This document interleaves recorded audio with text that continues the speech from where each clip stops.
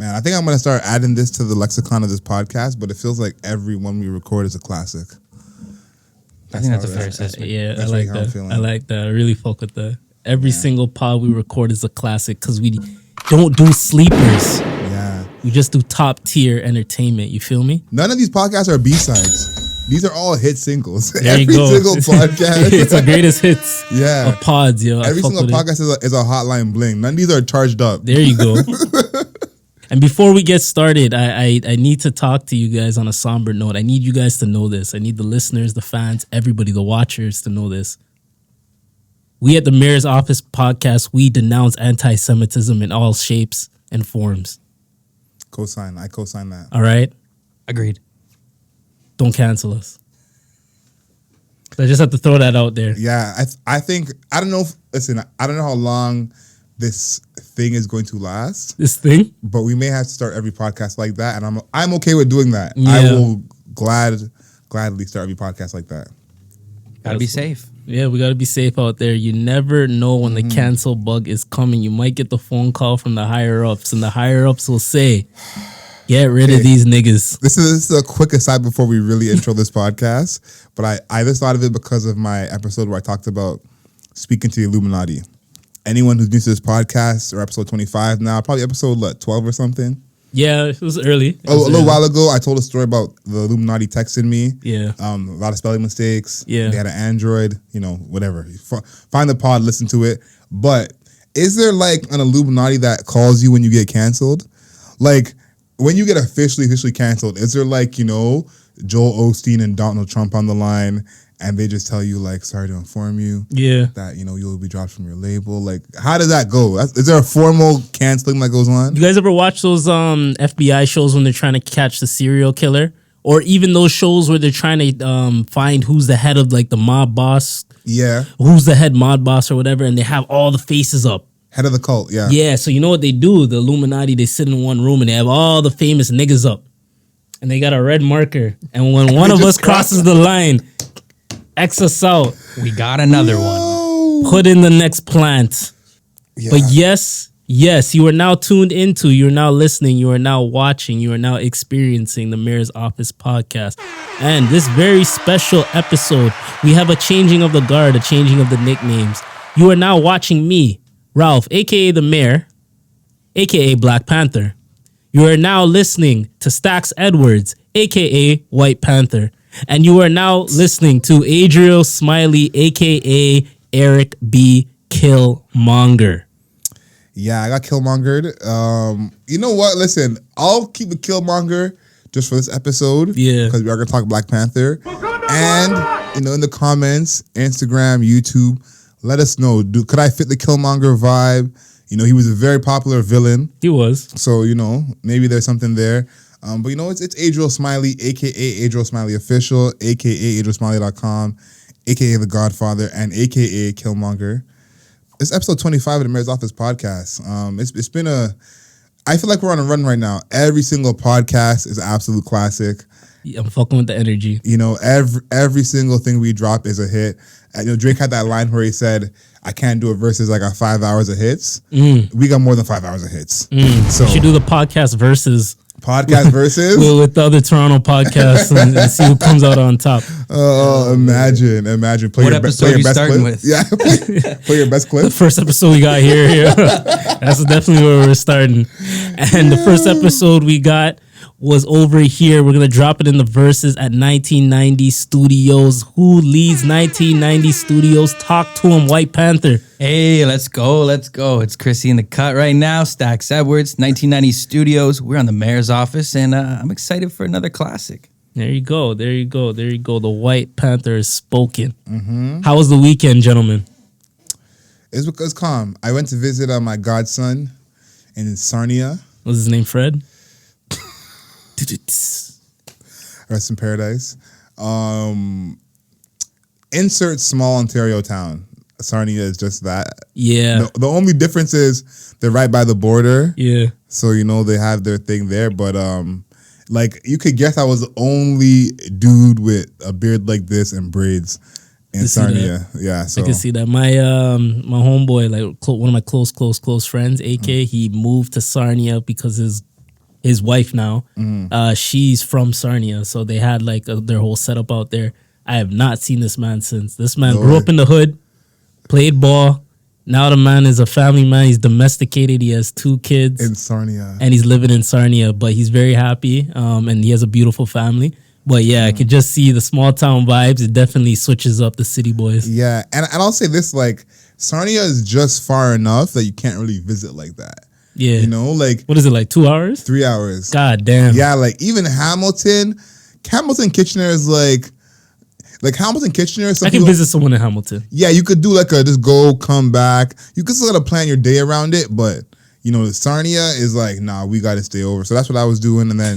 You know, my friend Josh celebrated his 29th. Oh, shout outs to Josh. You went to York, right? Yeah. Yeah, so he's getting close to that age like you are, where, you know, it's all a little different. Yeah. He brought this up, I think is cool. He said, in your late 20s, it all blends together.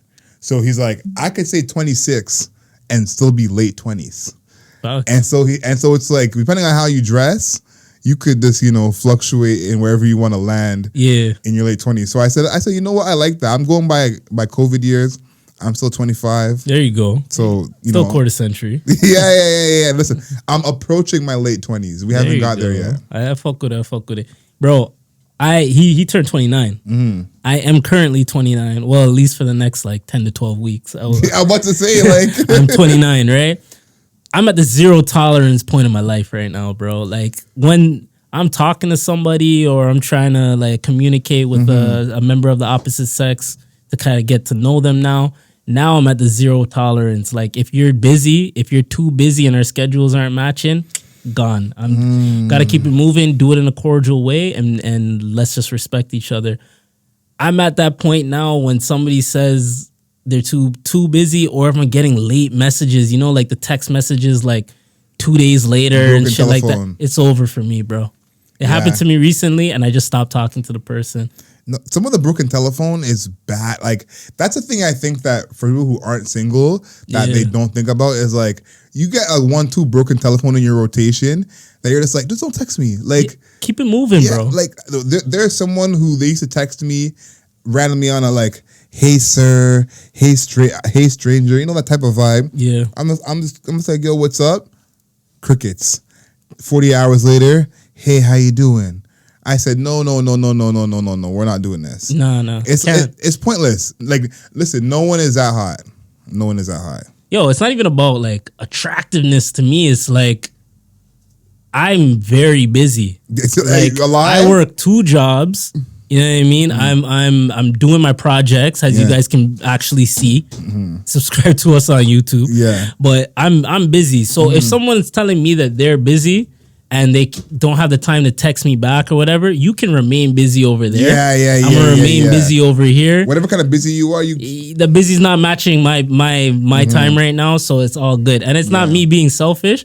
I will try my best to squeeze myself in, but like, yo, if I don't see it's being reciprocated, it's gone. And that's a message to any man, any woman. If the other person you're talking to is not trying to make some time throughout their busy schedule, focus on your shit. Yeah, I think too that schedule game, that broken telephone game, I think that especially in these winter months, you got to put that to rest. Oh, it's crucial, bro. You got to put that to rest. I need it to be like a low maintenance, like we can quickly link. Like, you know, if I got to book 6 weeks in advance, and you still might cancel, like we can't do that. I feel that. On the case of the weekend, Stacks, how was your weekend? Yo, my weekend was pretty chill. The wife was away, and but I didn't do much. I was working all Sunday, and actually I was working Saturday too. I was working all weekend. The wife was away. Okay, pretty low. Oh, so you're grinding, cozy. Yeah, grinding. You know, down here. Hung out with the dogs when I got home. What did I watch? I don't even know what I watched. Oh, I didn't even make it to stay up for the UFC fights. Damn. Would a younger you be disappointed in the current you right now? With your free time? Probably more so surprised. Yeah. Probably more so surprised. You know? Oh my goodness. You know, spending the weekend, this wide-eyed and sober, that's bro, different Chris. Friday, no word of a lie, Thursday, I went to bed at 9 o'clock, bro. Whoa. I went to bed at 9 o'clock. And it wasn't because I was tired. I was just like, yo, I ain't got shit to do. I'm going to bed. You know what I mean? That is a crazy I had feeling. a full work day. I ended work at 6. I walked the dog at 8, and I said, "Yo, you know what? I had nothing left to do. I just tucked myself in, bro. Yo. Went straight to bed. Not even knocked out on the couch. I actually just went in my bed, closed the door, and I went to sleep. My dog was like, "Yo, that's it, nigga." Yo. My dog was looking at me funny. That I've known you for more than a decade now. That might be the most impressive thing that you've ever told 9 me that you've o'clock, I went to bed, bro. done. On some Different. like, I'm just done what I gotta do. I'm just done with this day. Yo. As I say, it's real stress, We bro. can't take that for granted because I felt like this past weekend was like the start of it getting real cold. I know, like, this obviously we're a Toronto podcast, but it's been like hella warm for November the past few weeks, and it snowed a little bit. I think yesterday, if I remember correctly. Dude, it's flurries that was coming home at night. Yeah, so it's getting to that time now. Like this weekend, I was like, next weekend we going coat shopping. Like I can't For sure. Yeah. Cause I don't drive, right? So when I get to the podcast, I still gotta maybe do like a 5 to 7 minute walk, bro. Yeah. You fucking listeners, I love you guys, and you guys will realize how dedicated I am to this podcast because I'm walking in the cold every single episode to get here. So you guys will really see true dedication at that point. I'm telling you, it's getting crazy to the point where I'm like, nothing I'm wearing is warm enough. Yeah, Like I am already layered up. Like my coat is zipped up already. Like I'm like, yo, is this the same jacket that got me through last winter? Like, nah, well, yeah. But the weekend was crazy. good though for me. I went to a baby shower. I had a friend of mine. He's having a girl. His name's Andrew Melbourne. Shout out to Andrew Melbourne. Shout out to Steph. They're gonna welcome a baby girl into the world. I've been friends with Melbourne for quite some time. I'm noticing that all of my friends are having girls. So that leads me to believe that I'm gonna be a girl dad at some point. So mark this, episode 25. Ralph's gonna be a girl I'm dad. probably gonna be a girl dad. I don't know when, at what year, but yeah, we'll come back to this. Maybe episode 174. There you go. I'll bring my daughter up to the pod. Yeah, I think the baby shower energy is always interesting because depending on how close you are to the people, it really depends on the kind of time you're gonna have at the baby shower. You know, and then when you're like an extreme hanger-oner, like those people, you're just like, you could have probably stayed home, like, because I'll say this, like, there was a time when I think the baby shower was a spot that dudes used to try and talk to girls. Ooh. Correct or correct? I haven't been to a lot of baby showers, to be honest with you, but I did come in with the mentality that there might be some fresh faces that I may or may not know. So I think that's like I haven't been in that many, but I think that's something that like you just hear about, like, yeah. And I think that's probably one of the safest places. I would feel like it's a low pressure, low stakes. Music's really low enough you can actually talk. Do you think it's gonna be a boy or a girl? That's how you start a conversation. Well, what would you rather have? And it's like you just start out of like a more wholesome conversation that way. Yeah. Was that the case at the baby shower that you went to? It was very wholesome, but it was a little different for me because even the same guy that I just mentioned that moved to Sarnia, his wife, her cousin is my ex, right? So, but we dated like 5 years ago plus or whatever, right? We ended like our relationship pretty amicably. Okay. You know what I mean? Like I still have a lot of respect for her. And I hope she has a lot of respect for me. But to knock on wood, facts.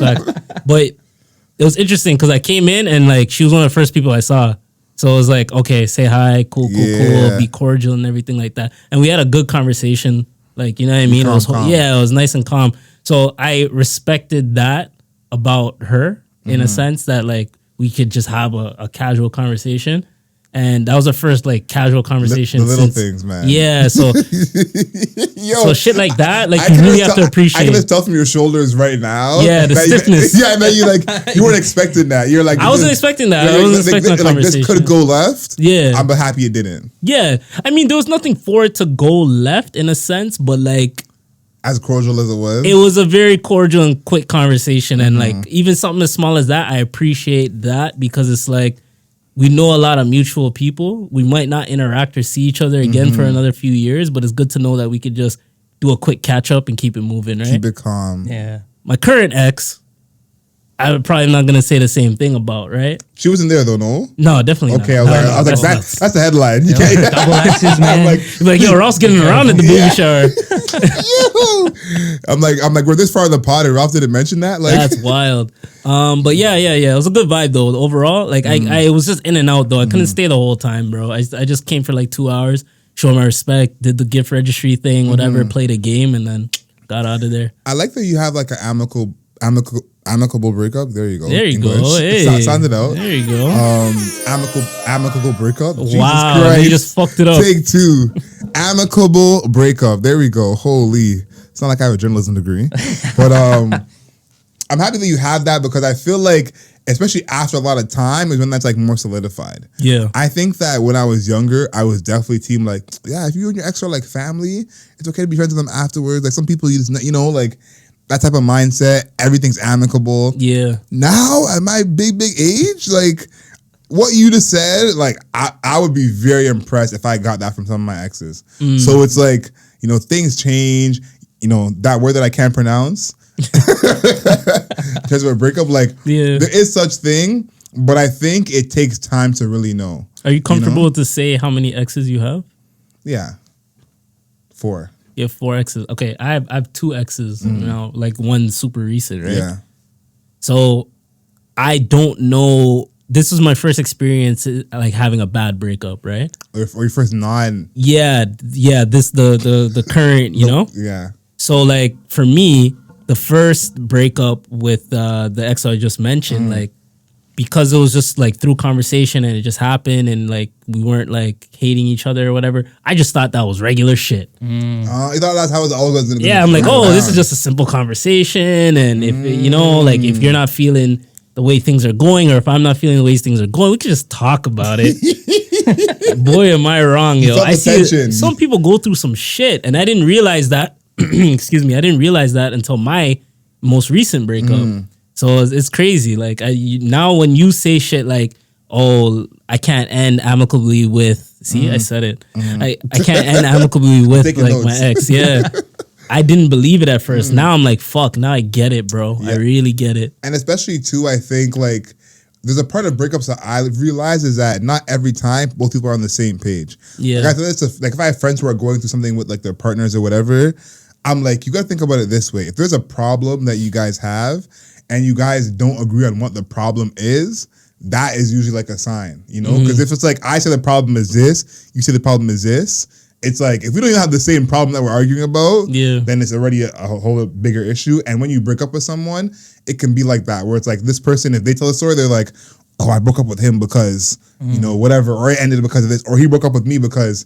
and they explain it their way. And then you might have your own story of, no, it was all because of this. And sometimes that can be part of the like animosity or whatever. So it's like to see that, years pass down the line. For anyone, if you have that moment where you meet your ex and you see them and it's like, it's all calm. Yeah. It shows a level of maturity. Yeah, it's a great feeling. Even if you don't want them anymore. You're just like, yo, I'm just happy that this is not beef. This is not static right here. Yeah. Because you never know when you might like see the person again and say, we're too old to be like, having like pent up, disdain for each other. And like, as much as I just even said all that shit about like the recent ex, like, yo, if I see her, it is what it is. You know what I mean? Like, I'm not gonna go have a conversation with her. Club. Yeah, like I'm too grown for that. You know what I mean? I'm too mature for that. I don't have time for that. And it shows if you still show disdain and you still show anger towards your ex, it means that they still hold a piece of you in a sense, right? They have that power, yeah. They still have some type of power over you, bro. So if you truly feel like you're over that person, if you see them, it should be no animosity whatsoever, even if the person did you dirty. Yeah. So especially like you're talking about like when you get older, you're like, I think a lot of it too is like growth. Like you have those relationships when you're younger and you're like, you're still like developing your brain and your frontal cortex up until you're like 25, right? Yeah. So it's like, you're making bad decisions in your early 20s. You're doing this. Center. There you go. Everyone has those like rough relationships and shit. It's like, I feel like, the older you get, you kind of like, you give a fuck less because you're just too busy doing your other shit.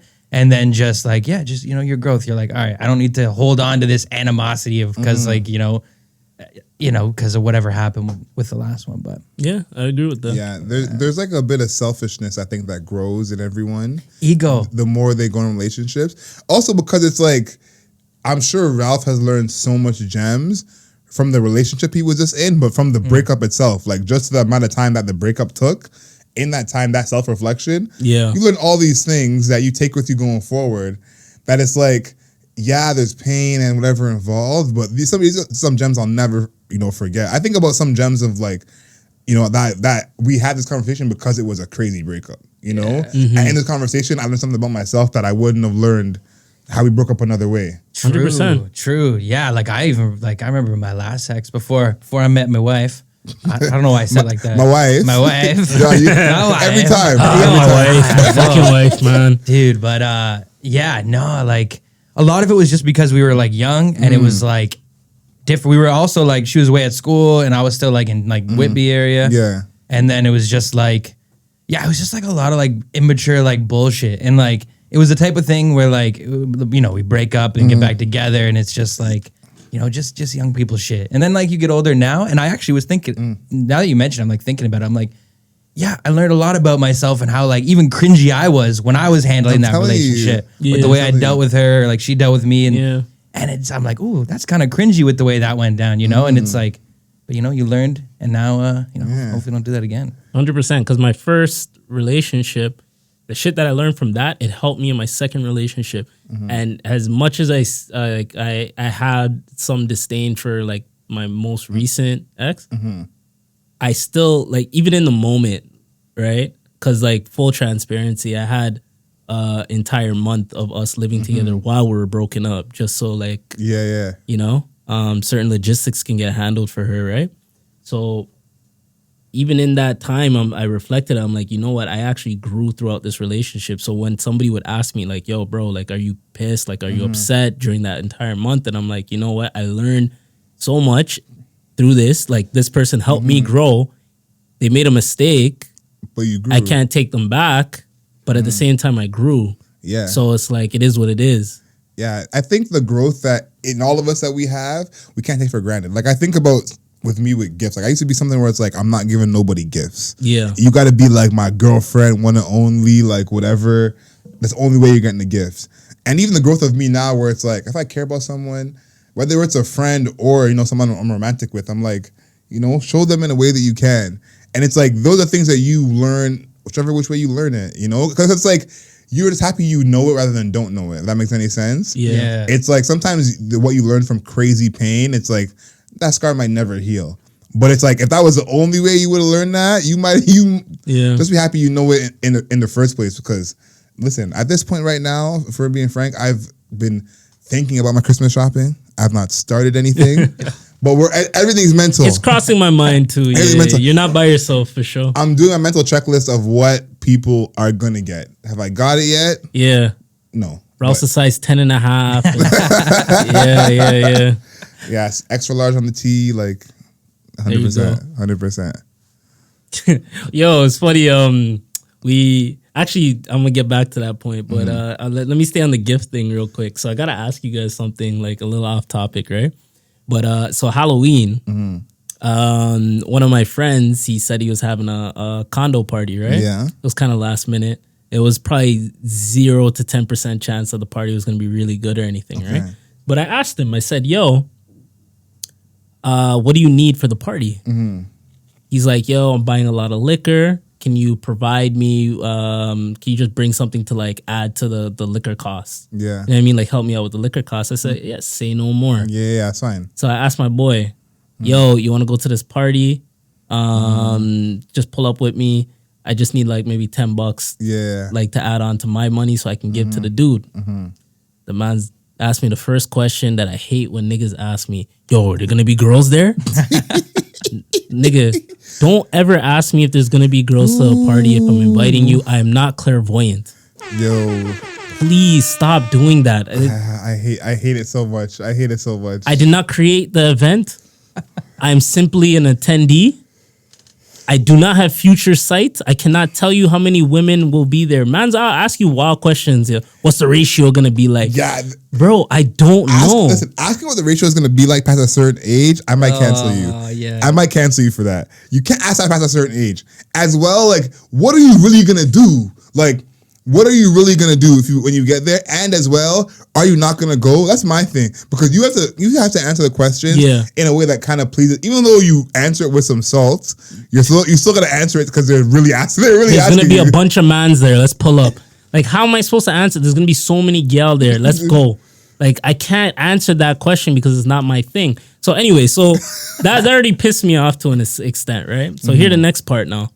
So mind you, I said, yo, send me 10 and I'm gonna add to that and then we're gonna pull up whatever, right? So I can give the dude like $20 to like add to the thing. I was planning, so I went to the ATM, I took out 20 myself. So I'm like, yo, you know what? Let's give him like $30 total, right? Because I don't know how much he really spent.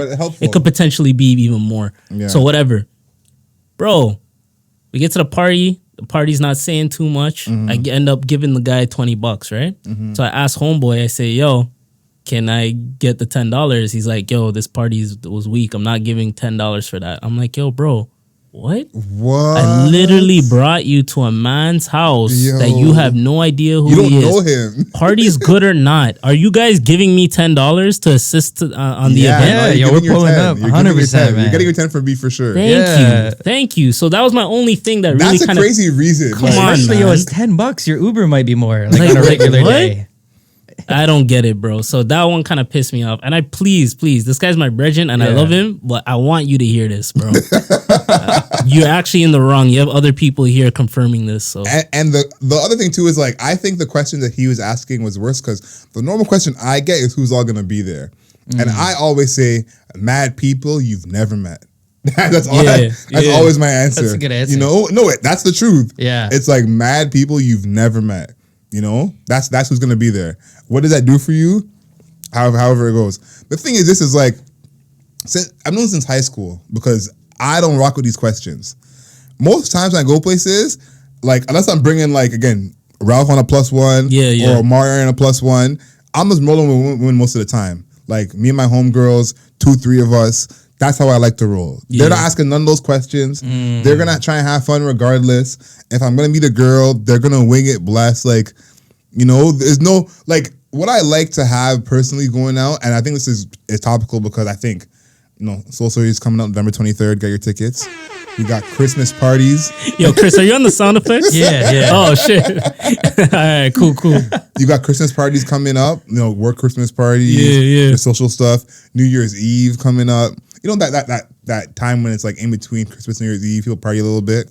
So it's like, there will be parties happening and people are going to be saying, who's going to be there? Whatever. Well, I'm the type of person, don't ask me no information. Whoever I can invite somewhere with no context, they're getting my first text every time. And I got a group of those people who it's like, I just say, yo, I'm trying to go somewhere. 8 o'clock, they said, all right, bet. What should I wear? I said the show fly cozy. They said, say no more. They didn't even ask past that. Those people, if anyone out there wants to link with Adriel Smiley, that's how you do it. Don't ask me no questions. No questions. Bro, there's +1 etiquette, you know? Yeah.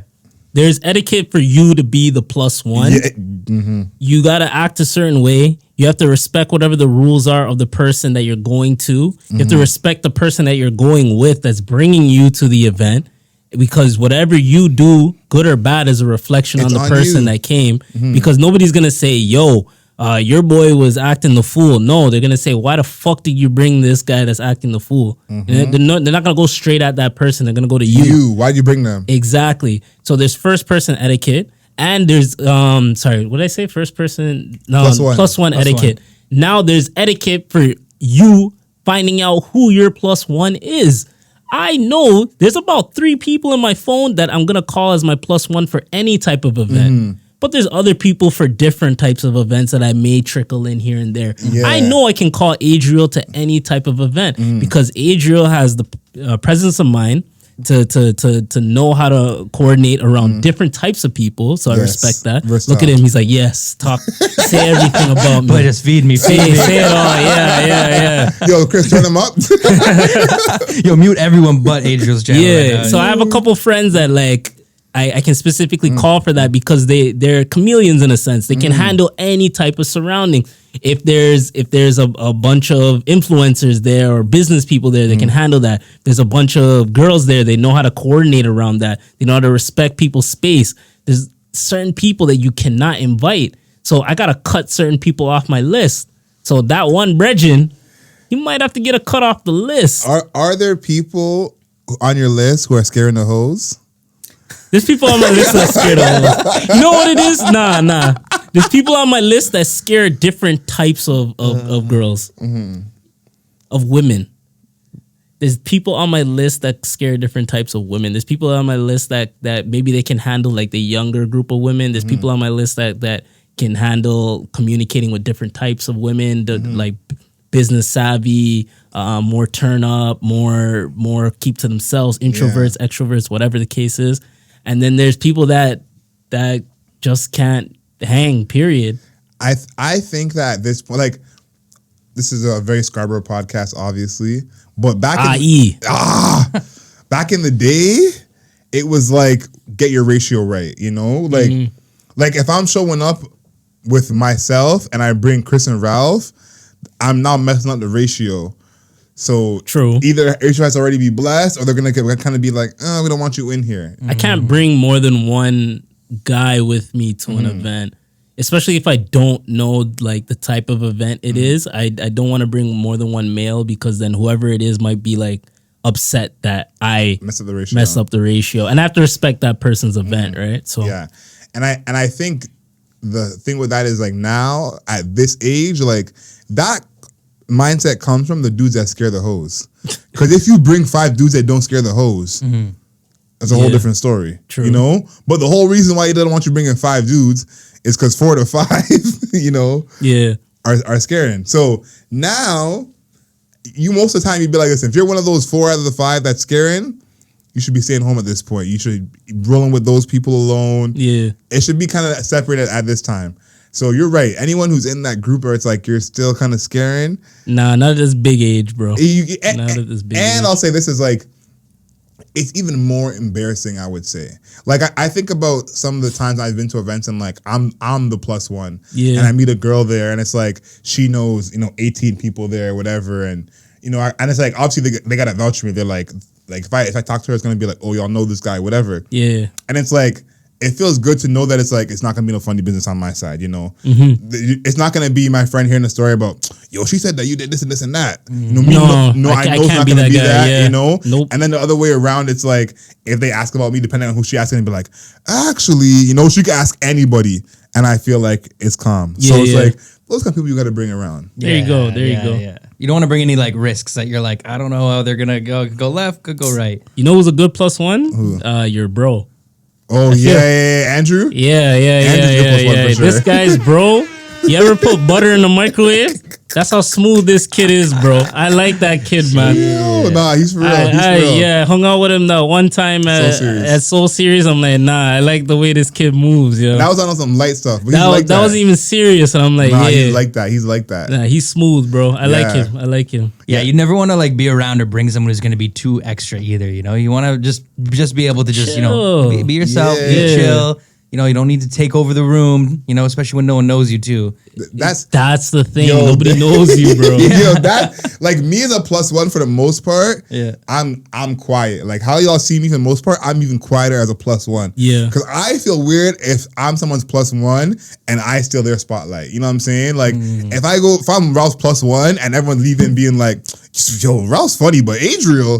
Like I'll feel wrong about that, you know what I mean? Yeah. So it's like I'm not saying I'm gonna outshine everyone I every time I talk, but I don't even want that to even be a question. You're gonna pull your plus one to say, yo, stop being funny, nigga. It's like whenever trying to make jokes around the girl when the girl comes around. You gotta watch out. So when the girl comes in, he's like, yo, aren't those the shoes I lent you? Yeah. Yo, that's cold. That's cold. That guy is super fake, but yeah, it's like.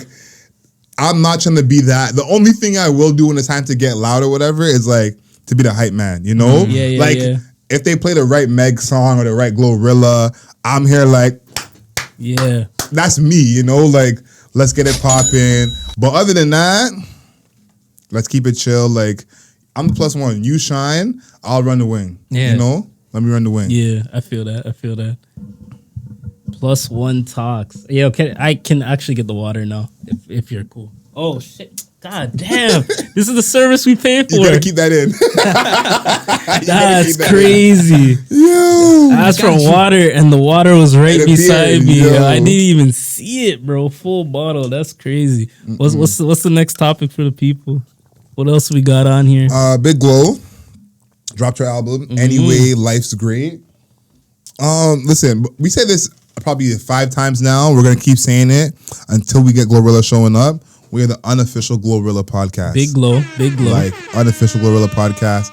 I'm excited for this part. Well, I was excited before it came out because she has her kind of couple of hour hits, song with Cardi, FNF song, yeah. Blessed is on and there. like we've seen this kind of rollout or buzz before go a different way. Like, you know, even when Cardi had Bodak Yellow, it was probably 12 months before we got an album, you know?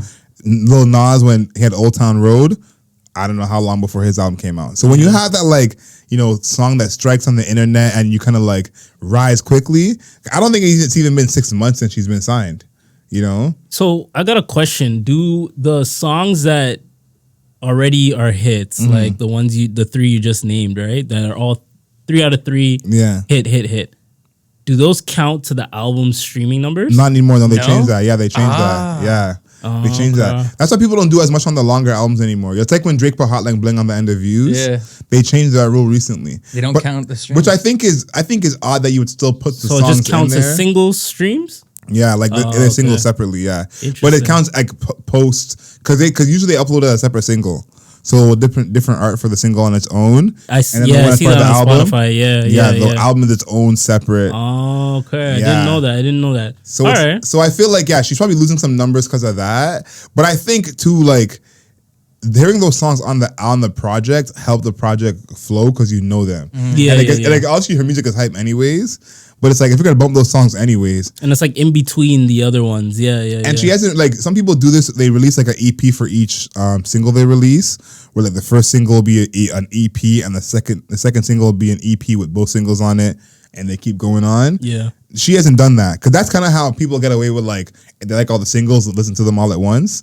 She hasn't done that. Okay. So this is a way everyone can hear all the singles all at once. You got to listen to the project to do that. So I feel like she did a good job.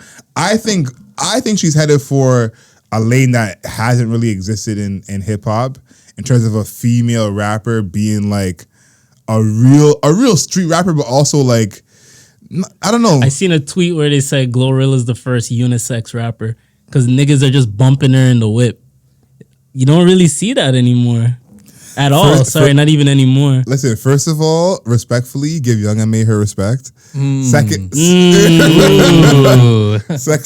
the first straight unisex rapper. There you go. But Young M.A. But Blow is that's why I think she's gonna really blow because I played this album in full and I was like, yeah, I'm listening to Whip, no problem. Like 100%. And too, like she has that song where she's talking about her ex that dropped her and how he's losing or whatever. Yeah. And I'm like, even the way she did that wasn't on some like disrespectful pussy talk type, you know? Like it was more on like she said, I was hooked on the man a little bit. And, you know? She kept it real. And I feel like Nicki's the other one that does a good job of that, but not as much anymore. But I feel like she can have that pocket to talk about real stuff and have it not sound like crazy. Like, you know when Pop Smoke or Meek Mill even, they have their 1-2 song that's like a little different than the street stuff. Yeah. She has that type of energy she could have, but I think it'll be even more believable than those guys. Yeah.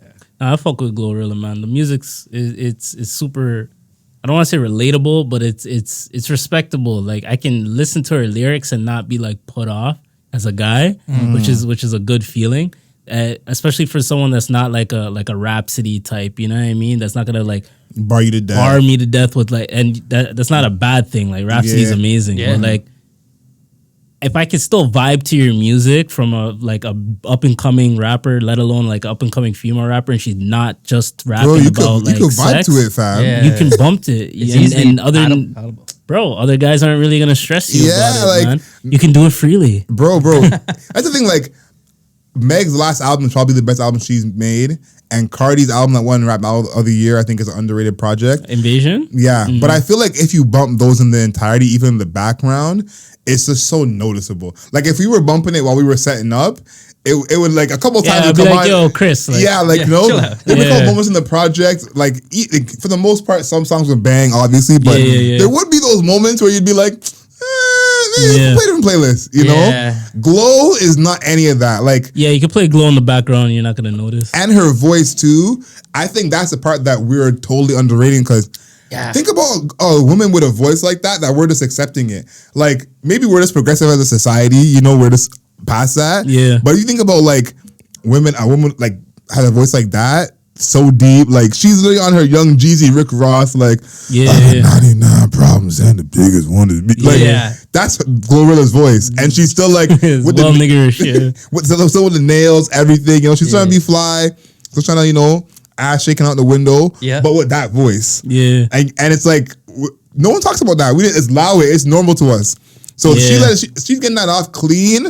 It's like, listen, if she gets that off clean now, she's good. Because at some point, it's going to become a thing, I think. Like, they're going to over-sexualize her at some point. Well, no, even when she becomes more popular, I think that there's like, even like Cardi and Nicki for sure have some bass in their voice, but people who like female rappers, I'm sure they're not used to listening to this voice. 100%. You see what I'm saying? 100%. So eventually when she becomes extremely mainstream, it's going to be a huge deal. Like, who... They're going to think it's not a woman's voice, I don't think. If people who are not aware of her already, they're going to hear her songs and be like, oh, I like this new Young Jeezy. I like this new Jada Kid, you know, whatever. And then they're like, oh, this is a girl singing this. So I think it will become a point at some point. But I think, like, as of now, we've brought her up 5 times in the pod. We barely talk about her voice being that deep. No. You know? No. And it's like, I love that, you know, we're not even making that a thing, because she's probably one of the deepest voices in the game, period, man or woman. Yeah. Like, what other dude's voice is that deep in hip hop right now? She kills it, right? So it's like you don't even need to like say anything. Like, it just the voice, the flow, the way she approaches the track. Yeah. It comes out natural, comes out real, and it sounds hard. Yeah. You know? I like the fact too that like they're not over sexualizing her. Like everybody you name so far is, to an extent, they're sex symbols. They're popping ass. Like, let's just say what it is. Like, and it's like, yo, Meg can rap. But she's a sex symbol too, right? Yeah. So it's like she has to kind of find that fine line. Like, yo, I can give you some bars, but at the same time, like, I gotta give you those pop-ish records and like kind of over sexualize myself a bit, which she's been doing a lot more lately than she did in the past. Yeah. So and Cardi, like we all know Cardi's story and everything, and how she came up. Nicki was rapping, and then now we see Nicki now. She's still rapping, don't get me wrong, but now it's like super sexualized. Yeah. Like, I don't see Glorilla getting into that lane. I hope continued success for her. I feel like this EP is kind of like, some of the B-sides are kind of just throwaways to just add on to the big 3 tracks. So I hope her next project, as you said with Cardi, like she took time. I hope the next project she takes a lot more time and like makes a fully fleshed out project. Then we can really see what she's really about. If she's gonna be here for a long time or not. Because right now, we're all living in the moment. And I think, sorry to cut you off, but I think she's gonna be here. What you brought up about the women rappers Cardi and Meg, I think about it a lot with Eminem, you know, and you think about the white rappers who have come in since Eminem. Most of them can actually rap, like, to some degree in terms of talent wise, you know, like whether it's Logic, even though he's biracial, passes white. Wait, Logic is biracial? That's crazy. I had no idea. Never heard anyone say that. Oh wow! So wait, you mean his blood has the slave and the master? Yo, not the slave and the master. Wow. He'll use that bar. You just gave him a gem. No, he uses that bar. That's why I said it. He's used that bar like 10 times. I'm screaming. That's so funny. But anyway, continue. Mac Miller, G-Eazy, Yellow Wolf, like all these white rappers can like actually rap. But someone like Eminem is like, his whiteness for sure, I'm sure helped his success, but he raps well enough and his music is a certain way where it's like, that's not the reason why he is who he is, you know? And I think that with people like Cardi and Meg, they haven't reached that threshold where the casual, the casual actual hip hop fan can say that they're where they are despite their sex selling. You know, I think people think they're talented, but I don't think it would be an obvious thing for everyone to be like, you know, if Meg didn't shake ass, she wouldn't be where she was, or Cardi the same way. You know, Yeah. I think that's kind of the next step, and Glow is like the real first iteration of that. But I think she's here to stay because Nas mentioned her on KD3. If you get a mention from Nas, you're a part of the culture solidified. No, like you're part of the culture solidified. Yeah. You know, whether it's like it's a timestamp of we'll remember that line because remember that was when Glow was at her hottest. But I feel like she's here, like I think she's here to stay at least in terms of us knowing who she is. Like she's not gonna be a Trinidad James. I feel like she's gonna be someone who's like mentioned all the time going forward in hip hop, whether this is her peak or not. Yeah. And I think too, like the lane she's already created just with this short success. Where's this lane gonna go? No one's gonna turn this lane down. Yeah, she kind of created her own lane. Yeah, I respect that. When Cardi and Meg are dropping whatever singles they got coming up, there's this other whole side of hip hop that's like cool, but like let's hear Glow. So I feel like the thirst for her sound is gonna grow with her credibility growing. Like us three in this room, we love Glorilla, but I'm sure there's some dudes who are still hating on her just because she's a woman. 100%. You know, they heard the FNF song, they're like ratchet ass friends. You know, they have their own reasons. Once it becomes known where it's like, okay, she's here to stay. Like, you know, she's not a one hit wonder. People start to pay attention and they'll hop on the train too. Yeah, just continue with the hits. Yeah. Just continue with the hits. That's all it takes. Yeah. Yeah, I feel like she's just coming in with she's just trying to rap, do her thing. You know, she's having the fun, like FNF's kind of fun song. Yeah. You know, but she's not coming in trying to play up like you were saying, like her sexuality and shit like that. Like Meg, who came in with like hot girl shit, hot girl summer, all that. Yeah. You know, Glow's just like the first image we got of her is her just like out with her friends, just you know, and you Just know, at an intersection. Yo, if you Like chilling. at an Yeah. intersection, if you watch our review, YouTube watchers watch our review of the FNF video. Yes. I don't think she's really dancing in the video. From what I remember, it's mostly her friends. It was mostly your friends. She was rapping. and it's like compared to Ice Spice, who every time something goes wrong, she's like, she's like a Pokemon, yo. Like, must use twerk. And then she bends over. you know, and it's like in that video, from what I remember, she's not really dancing that video. So it's like she's not, you know, she'll bring that energy, but again, it's kind of like a male rapper of like the male rappers are not gonna dance themselves. They'll have the girls dancing around them and be like, you know, that's kind of what Glow was on. So like you're right. Yeah, I think she's here to stay. I think that again, being mentioned by Nas is not no small feat, you know, especially on this run that Nas is on. Like, Ralph, you had a little confession before the pod started. Yes. I feel like you should bring it to the people live and direct. Which one was that again? About the Glorilla album that you listened to that first. Oh, yeah. So I am sad to admit, as a true hip hop fan, as a true lover of the genre, that this weekend Glorilla dropped, KD3 dropped, and I listened to Glorilla first. I listened to Glorilla first before I listened to Nas, The Don.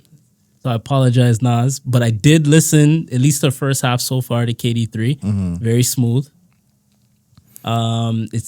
It's not. I need time with it, and I need to finish it, of course. But I feel like this is Nas being comfortable in the new lane that he's in. I feel like KD2. He was KD1, he did a little bit of experimenting. KD2, he did a lot of experimenting with different beats, different styles. Like, you saw him go a little drill. You saw him do a little, like, start off trap. You saw him work with some of the younger artists, which he never really did in the past as much. So I feel like KD3 is like, okay, you guys know that I'm back and I'm solidified and I'm comfortable. Like, I'm going to give you me. So I do respect that. The tracks that I heard so far were pretty solid, but yeah, I need to fully flesh out the project. I know you two both listened to the entire thing, so I'd love to hear your takes. I think it's more like Magic than it is KD2. Yo, Magic was good, bro. Magic's really good too, yeah. And I think too, like this is probably the album that Nas had wanted to create for a long time, but his cachet was never at this level. Like he always needed to either like grab so-and-so producer, so-and-so feature, like, you know, like there's also part of making the project was selling the project. And I think he's now finally at the point, like when he first started, I think this was the case with Illmatic, Stillmatic, and, you know, getting started. But I think now he's back to the point where the music can just be the music, and he doesn't have to create music that needs to be sold. Yeah. Because I think Nas has done a lot of like single chasing, and not even single chasing in like the trap rap era type, but even just like I remember the hip hop single with like the certain hook, you know, Yeah. like stuff like that, or the certain beat. And it's like, I feel like this is an album he would have created all those years if he just had his cachet. Like when Jay was at that level and Jay could put out whatever and we're gonna rock with it and call him the best and find a way to make it deep. Nas didn't have that same level of cachet. People were like, hey, I hate his beats or he's falling off. If he had that same cachet at that time, I think this is the project he would have made. I think with me, like growing up listening to music, when Nas was at his like prominence, I was too young to understand the lyrics in depth, you know? Like I was too young to understand like the similes. I was too young to understand the metaphors. So it was a little bit tougher for me to like sonically listen to Nas as opposed to like Hove. So I always kind of geared myself between the two, more towards Jay. Now it's like I can understand the lyrics. I can understand everything that he's saying. I can understand the struggle and the strife, especially when it comes to Illmatic. And the fact that he did it at such a young age, it just throws on that extra level of respect. So I can do that now at my big age. But sonically, these last few projects he put out and this run that he's put out has been like overall sonically the best he's ever been. Easily. Like I can play this and like I can play this around different settings and different people, like KD 1, 2, 3, and Magic, and people will like fuck with it, as opposed to like it takes a certain palette to understand his first run. You know what I mean? So yeah, I think this run that he's on, I can't remember. The closest I can think of to something like this is honestly Freddie Gibbs with his like resurgence he's had. Yes. But I said this before. I saw Nas in concert, Nas and Mary J. Blige, right before the pandemic, the summer before the pandemic. So think about what Nas's set was like at that time. And every time he puts something else out, I keep thinking, what is his set like now? Because he obviously has some hits, like, again, Made You Look, One Mic, all that kind of stuff. Yeah. But those songs are not getting the same reaction, you know, even at that time, compared to even what Mary J. Blige is performing after him, you know? And that was right when he released, I forgot the name of the album, but it was the Lost Tapes, I think it was. Lost Tapes album. He did no songs from that album on his set. He literally mentioned it, did like a little interlude, said, drop the album, go listen to it, hopped back into, you know, some old stuff. And to think now, like, every project he's dropped this past run, he probably has 3 or 4 to add to his set too. When he dropped a project in 2018, that nothing got added to his set. Like that resurgence, I think is basically uncalled for. And I feel like we have to find a way to go to a Nas show as a pod. If you know, when he comes to Toronto, because his set now, like 27 Summers now, come on. Yeah, it's gonna be like a whole new, like, he could literally play a whole new set off those last couple projects and just play like sick parts from those and throw in obviously the old classics, but like, really, he could like live off that. I liked at the beginning, I think, what was the first, what's that first song on the album? But at the end of it, he starts talking, he starts talking about something about having like 16-year-old fans, 50-year-old fans. Get a reporter, Yeah, like I feel like he could continue to just keep doing what he's doing now that he's in this pocket and like just evolve and have different age groups of fans. Like I feel like, I don't know, I want to say I could see the younger generation getting into this album the same way like I was getting into like, maybe not the same, but like an MF Doom and like that kind of shit back when you were like, if you're more of like into like the backpack style stuff. I think that set of younger fans that want that type of hip hop, those are like the younger fans that will go to like a Griselda concert. I think there is an avenue for that. There are 16-year-olds that will probably pick up Nas now because they don't have the nostalgia. So maybe they felt the nostalgia from like their parents or like an older brother or aunt or uncle or some shit. And then they're like, okay, who's this old Nas guy? Let me listen to it. And they're like, oh, fuck. Man, he's riding this drill beat right now. I feel like you have to give it up to Griselda too for bringing that like the boom bap sound back to be so relevant and people being like hyped on that sound. Like the way they did it, they kind of brought in. It's like it's like that boom bap rap with like that like 50 Cent street rap kind of like the mix of it together of like just like with like crazy samples and that's what I was thinking too about the Nas thing is like. Nas is rapping from a different perspective of a lot of the even boom bap, real hip hop sound now. And I think that's a big part of it as well. As like, if you're a new Nas fan, Nas is speaking from the perspective of being like an OG and putting dudes on. Yeah. So if you kind of don't know who Nas is, you can still appreciate that, I'm sure, but it's a whole different perspective because he's rapping for the group of us who were like there the whole time, whether we were fans the whole time. He's rapping from the perspective of, you know who I am. This is how I live now. This is how I'm different. This is how I've changed. And it's like compared to a Freddie Gibbs, who is, you know, in some sense at the beginning of his career, because some people are like really, really hearing him for the first time. Right. So his perspective is almost like the up and comer of like, I made it now, I'm popping. And it's like Nas before this recent run was already a legend, already super M's up. Yep. Like, you know, this for sure helped solidify what he's done. Kind of like Chris Paul in a sense, where Chris Paul's already Hall of Fame, but what he's done the last few years makes people look at him differently. Yeah. Nas is the same way. And so I wonder if the new kids, what do they choose to like better? Because it's all like different kinds of street rap, but Nas's perspective, you know, no offense to the Griselda guys or Freddie or any of those guys, like his perspective is so different. Yeah. You know, they are kind of close in age, a lot of these guys, especially the Griselda group. Yeah. But Nas's perspective of like 18 years old, like 18's when the album dropped. Yeah. So 16, 17, they're telling them he's the best rapper to ever live. The best producers of the entire time are trying to work with him. Yeah. Fast forward to now, they're telling you at 45, you're the best album of the year, hottest producer working with you. Grammys. You know, and it's like that's a different perspective than Griselda being like, we're the first ones out of Buffalo. Yeah. No one believes. You know what I'm saying? Yeah. And so I think like that's a perspective that this genre, the resurgent part of this genre, didn't have. You know, like we had the people coming up, the Stove Gods, the Boldies, but there's no like king of the underground, so to speak, who can speak from I've been here the whole time, doing the whole time. And he's the only one to do that. So it's like the sound, everything is good, but we need to have that OG in here to speak about everything with the authority that no one else has. Yeah, because he has all that experience, right? So it's like he's taken all that experience from being at that age and, you know, being that level of rapper right out the gate. Yeah. And then like seeing the growth of and the change and the evolution of sound to what it is now. And he's like able to bring that back. Okay, I think we've done a lot of loving on this album that Ralph hasn't heard all the way. but I think we got it. This might be another pod. I'm throwing this out here. So listeners, let us know how you feel. Maybe we'll do another pod on this.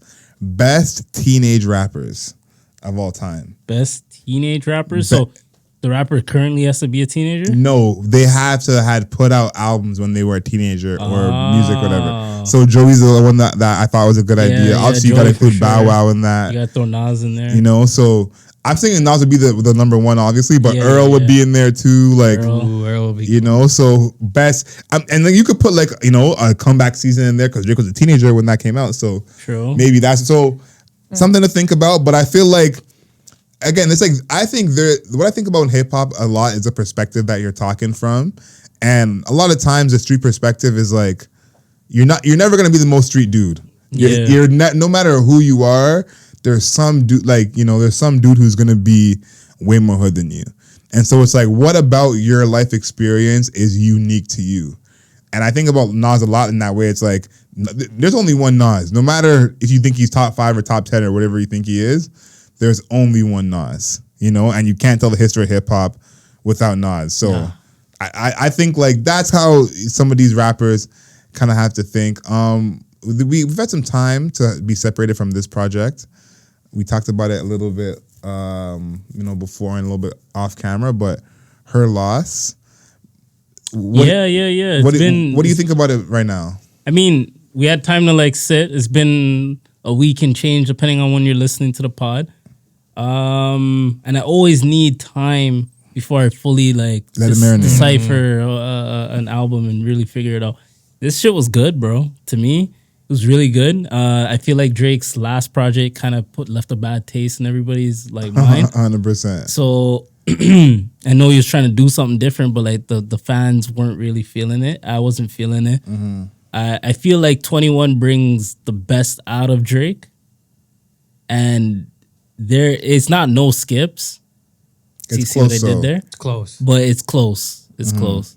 It's close. There's a lot of tracks that I really like. It's on my on repeat list on Spotify right now. Yeah. Like Major Distribution, Major distribution. On some BS or some BS. Yeah, on BS. Yeah, on BS. My favorite track is Jumbotron shit popping. Yeah? I like how Drake was flowing on that shit, bro. It was different. I like 3 a.m. in Glenwood. Yeah, that's There's a good lot. one. There's a lot on there, bro.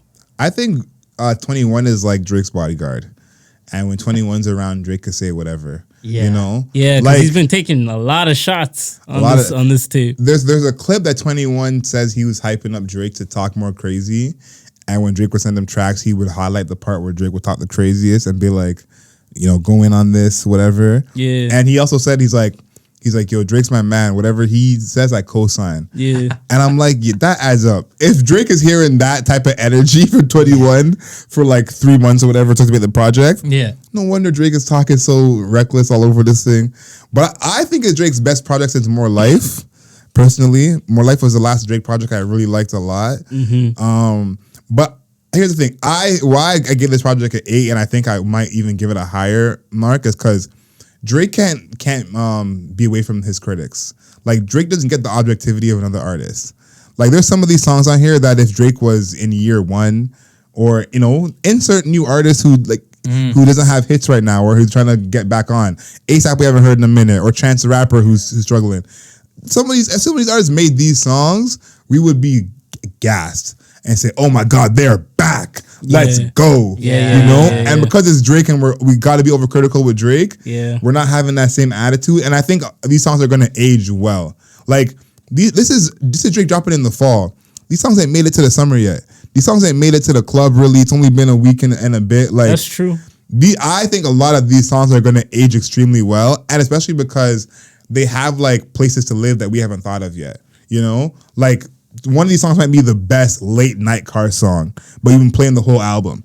So once you add this onto your late night car playlist, you're like, oh, this is a great addition. So if Drake doesn't drop another project until the summer, this is gonna last until then for sure. There's a lot of different songs. A lot of these. There's a lot of quotables on it, which is really good. So quotables bang at events and shit. Yeah, this is gonna last a while. Like, I'm happy with the project. I'm not like, as much as I want to say, like, I'm not a super big Drake guy. Like, yo, when he puts out a good project, I'm listening. You're bumping it, yeah. You gotta check it's just what it is. Like, I like hearing lyrics. I like hearing meaning in music. That's why I'm a big Kendrick guy. Yeah. But at the end of the day, if Drake puts out a good project, I'm bumping it, bro. This is Drake's best rapping in a long time. In a bit, yeah. And like, this is my thing. I always think about, you gotta have the lines in rap that have never been said before. Someone who does this a lot is Boss. Like, he'll use words in like rap that, like, you didn't have to say it this way. You could have said it normal, but you chose the $10 word to say this normal thing everyone says. That line where Drake says, "Dime stick to me like the bottom of a cup holder," or whatever it is. Like, that one is crazy to me. Like, no, I've never heard anybody say that. Everyone has had dimes before, but I've never heard anyone talk about dimes. I caught that one for sure. You know, like, and like, that's not that deep. You know, it's not no lyrical miracle look into your heart. It's different. But it's like, I give Drake credit for that kind of thing. It's small, but listen, to say a line of hip hop that no one's ever said before, that you can be like, I know what you mean, and I've never heard that. That doesn't happen every album. Yeah, it's almost like we're running out of things to say that, like, couldn't have been said, but he's like managed to be like, oh, I got one that everyone's gonna relate to. There you go. Like, oh. And some of you rappers, stop recycling the same bars. I know you got keys like Alicia. I know you got green like Rondo. A trunk of the Barry Manilow. Like, come on, man. Oh man, let's switch it up. It's because these dudes don't write. I think that's where it's all coming from. If we're honest, if anyone who was there from the Wayne era where he used to post his freestyles on YouTube, you see Wayne freestyle the same stuff over and over again because he's freestyling for real. So if you freestyle enough times, you're gonna say the same scheme over and over. So I think that's where that comes from. A lot of the dudes not writing anymore. Yeah, most of those dudes ain't Wayne. That's facts. You know, talk to him. Yeah, you want to take it to this somber note here, because I feel like we got to mention this, even though we're going very long. For sure. I wanted to do this at the start of the pod, but now is as good a time as any as we're talking about music. But we did miss this. This was in between our episode recordings, and I just wanted to take like a second to speak about the passing of TakeOff. big influence on a lot of musical schemes, a lot of individuals that have come out of Atlanta after the Migos. Is a major part of that group, and the Migos is like, they're arguably one of the biggest rap groups like ever. You know what I mean? And they did that in a finite amount of time. Just his passing and the fact that like Quavo was even present, like that shit could be on another level of traumatic that we can't even fathom. You know what I mean? And then another thing that I really think about too, I'm trying my best to maintain good relationships with people that I care about, because like you could have one argument and not talk to somebody for years.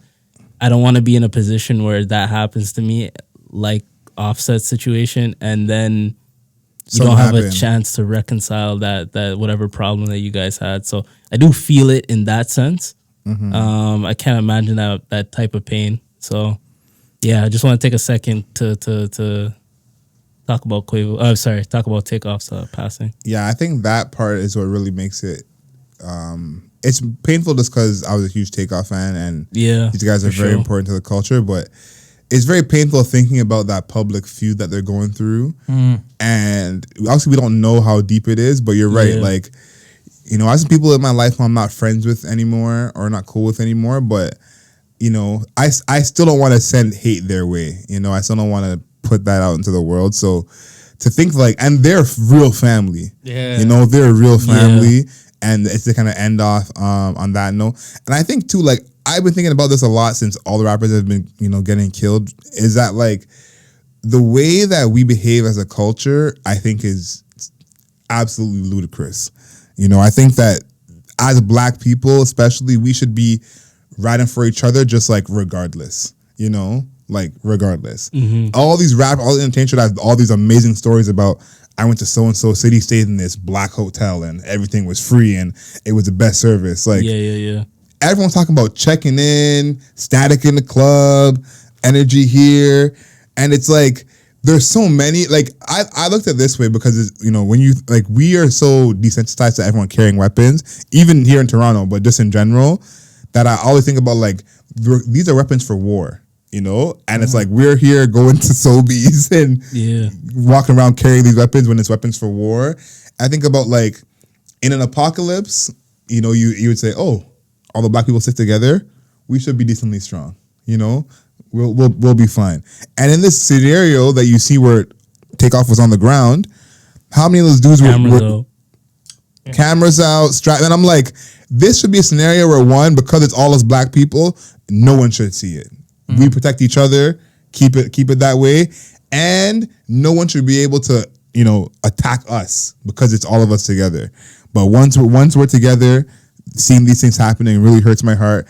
And I feel like this is kind of the issue to me, is that, like, it's us killing us. I think that's the part that really, really hurts me the most, is because, you know, the excuse people would use is kind of like living in poverty, growing up in that environment.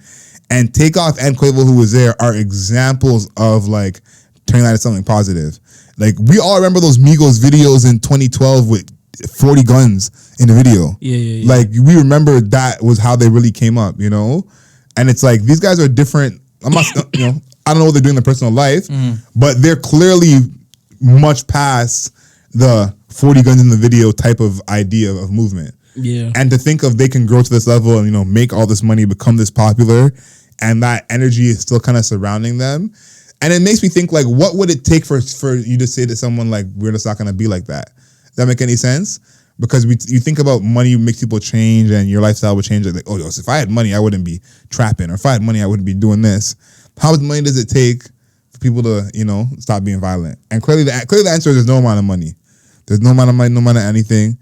So I feel like this is something we got to look at within ourselves as Black people, and think of why this is the way that we're behaving. 100%. And it's easy for us to say that, but then somebody will come in and say, yo, what do we do to change? And then nobody has an answer. So it's tough because, like, we'll sit down, we'll gather together, we'll fight when it's like police killing us, you know what I mean? But when we're killing each other, no, nothing to be said. Dead silent, you know what I mean? So we have to just do better. Like you can't. There's no amount of words someone can say to me for me to want to shoot aimlessly in the air. You know what I'm saying? So we have to 100,000% do better. We got to protect each. I think that, like, here's my thing: the idea of protecting each other is something that we don't take hardly enough. Yeah. Like, for example, if Chris was coming at you crazy, Yeah. I'm standing with you off of you being black. Yeah.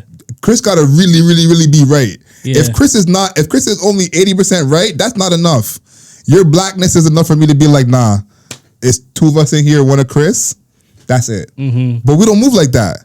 We don't move like that. And it's like, it's almost like our blackness doesn't mean anything to us. No, I agree with that. And I feel like, again, I know how the streets are. I'm a civilian, okay? I am a civilian. Yeah. I understand how the streets work, but I think it's an idea that we have about each other that we don't really understand.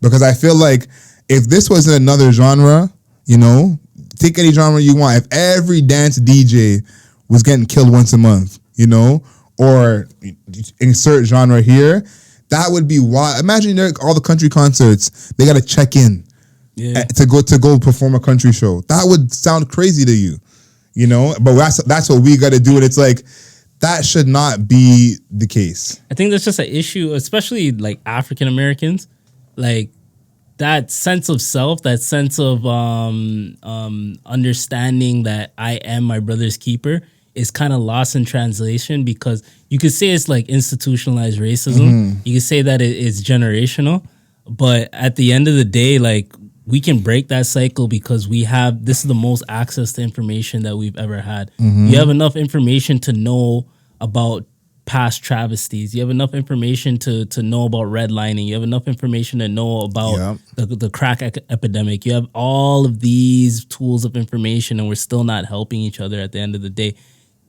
This time, more than any other time, you'll find that other minorities will help us more than any in the past. You know what I mean? This is the time, like, at least in America, that this is probably the most amount of people, like of Caucasian people that are willing to help black causes. So we need to use these resources a little bit wisely. It's not just, it's us against the world. Nah, we can get some resources, we can get help, we can continue to grow. But like, this division is killing us, It's literally killing us. Before we move on to another topic that is also not great to talk about, but we're here doing the Mayor's Office podcast. I think the biggest thing that I think about is we underestimate the power of our brains. You can convince yourself of anything. And people don't really realize that because they convince themselves of something they think that it wasn't their doing. It's like, oh, that makes sense. Ralph told me. Ralph is smart. So yeah, of course. And we take that idea of convincing yourself of anything in the negative.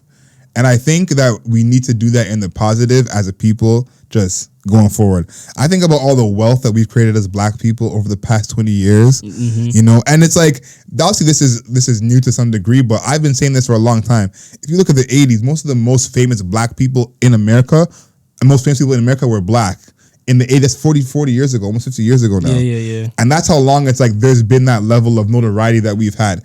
This is now turning into something that's actual wealth. Whether it's the influencers, whoever it is. So now that we see that the wealth is there, what is keeping us violent? What is keeping us violent? Because there's legal or illegal. There's mad avenues to make money. So it's a crabs in the barrel mentality, bro. Niggas just want to be better than the other nigga, bro. And it's fucked up. Like, there's room for all of us. There's room for everybody. Like, I may laugh and joke and say, I'm trying to be the best Toronto podcast. Oh, hell yeah, I'm trying to be the best Toronto podcast. But it doesn't mean that there's not other good Toronto podcasts out there, and I can't connect with those people. Like, I don't get it. You know what I mean? I have this goal, right? Next year, I wanna make a movie, right?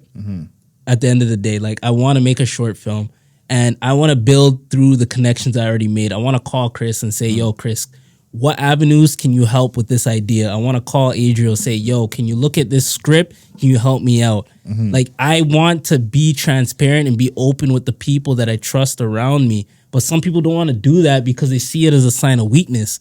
They see it as, if I go ask this person for help, they're going to have it over my head that they're helping me. And the issue is we see a lot of people in power that are black sometimes that do that. Bro, I'm gonna be completely transparent with you guys, bro. I worked at a job and I became like, I was super young. I was like 18, 19. I'm not gonna say what job it is, but I worked for somebody, right? He ended up being like a good friend of mine. He's older than me, right? But eventually, because I was working for him for so long, the man always saw me as a 19-year-old and talked down on me. Crazy. And I had to fucking grow past that shit and work somewhere else for me to realize my true worth. Because I had this man that's supposed to be another black man holding me down, bro. And he's not a bad person, but like when it comes to business, I'm gonna be real, he's a piece of shit. So he kind of held me down in a sense where I'm like, fuck, like, yeah, maybe I am worth 17 an hour at 27.